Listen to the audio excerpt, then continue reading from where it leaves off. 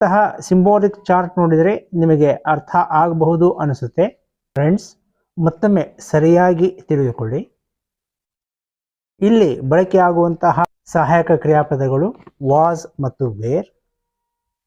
ಅದರೊಂದಿಗೆ ಕ್ರಿಯಾಪದದ ಮೂಲ ರೂಪಕ್ಕೆ ಅಂದರೆ ಕ್ರಿಯಾಪದದ ವರ್ತಮಾನ ಕಾಲದ ರೂಪಕ್ಕೆ ING ಪ್ರತ್ಯಯವನ್ನು ಸೇರಿಸಲಾಗುತ್ತದೆ. ಐ, ಹಿ, ಶಿ, ಇಟ್ ಇವುಗಳಿಗೆ ವಾಸ್ ಸಹಾಯಕ ಕ್ರಿಯಾಪದ. ಅದೇ ರೀತಿಯಲ್ಲಿ ವಿ, ಯು, ದೇ ಇವುಗಳಿಗೆ ವೇರ್ ಸಹಾಯಕ ಕ್ರಿಯಾಪದವನ್ನು ಬಳಸಲಾಗುತ್ತದೆ. ಹಾಗಾದರೆ ಈಗ ಅಪೂರ್ಣ ಭೂತಕಾಲದಲ್ಲಿ ವಾಕ್ಯಗಳನ್ನು ರಚನೆ ಮಾಡಲು ಆರಂಭಿಸೋಣವೇ?